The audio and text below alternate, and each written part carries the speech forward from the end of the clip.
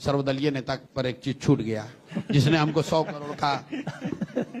करोड़ का हम पर नोटिस भेजा है। चलिए माना तो उस आदमी की, मान तो लिया कि उसका 100 करोड़ का है, झाल बजाने वाला सर्वदलीय नेता किसी इंटरव्यू में जवाब दे रहे थे, शायद आप ही यहीं पे आपने ध्यान नहीं दिया होगा। अपने सारे उत्तर को उन्होंने हिंदी में नहीं अंग्रेजी में दिया है। आज गजब अंग्रेजी बोल रहे थे। अंग्रेजी में उन्होंने आपको क्या बोला कि I am now making the strategy how to give the answer, ताकि पब्लिक को यह लग जाए कि भाई अशोक चौधरी तो आंसर तो दे दिए, और पब्लिक को समझ भी ना आए कि क्या देता। अंग्रेजी में बोला है 5 मिनट। आप बताइए, आप हिंदी में सवाल पूछ रहे हैं।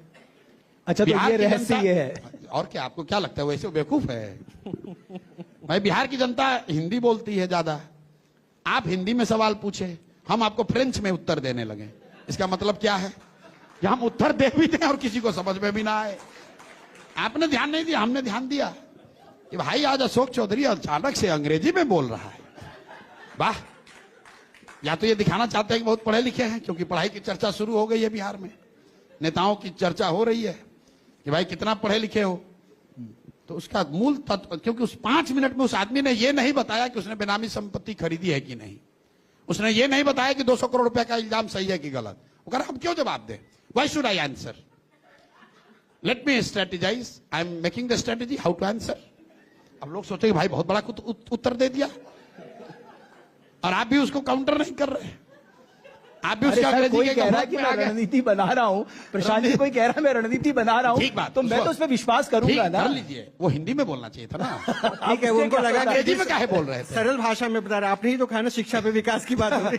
हम अंग्रेजी में काहे ये बोल रहे थे कि I am making the strategy. तो आपको पता था अशोक चौधरी साहब अंग्रेजी बोलते हैं? आई विल चूज, मैंने पूरा सुना, तो I will choose the time. तो अच्छा तो है ना सर, आप कह रहे थे कि पढ़े लिखे आप लोग देखिए, हैं। वो 100 करोड़ का बेचारे भेजे हैं, तो मैं उन पर एक और खुलासा 2-3 दिन में कर देता हूं, ताकि 100 करोड़ का और भेज दो। अशोक चौधरी जी हिंदी में सुन लीजिए, अब आप पर नई किस्त आप पर जारी करने जा रहे हैं, जो और 1-2 को वकील रख लो, 1-2 को और भेज दो। आज ही बता दीजिए। अभी यहाँ नहीं बताएंगे।